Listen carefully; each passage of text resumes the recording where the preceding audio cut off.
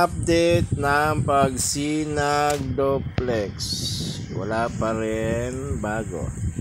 Bawal po kasi pumunta doon at bawal daw mag-video muna kasi marami pang gumagawa. Thank you, Berg.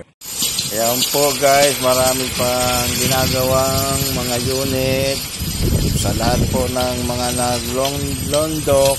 Waiting na lang daw po na matapos ang mga unit for this year. Turnover daw po yan.